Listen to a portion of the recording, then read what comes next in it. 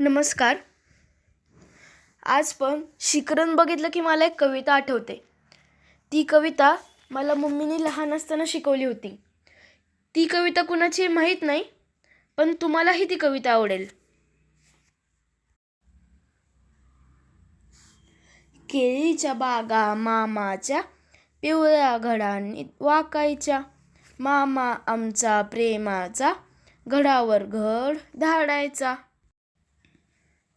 अक्का मोठी हौसेची भरपूर केळी सोलायची. आत्या मोठ्या हाताची तिनेच साखर लोटायची. आजी आमची मायेची सायच साय ओतायची. ताई निटस कामाची जपून शिकरण ढवळायची. आई आग्रह करायची पुरे पुरे तरी वाढायची. वाटीवर वाटी संपवायची. मामाला ढेकर पोचवायची. धन्यवाद.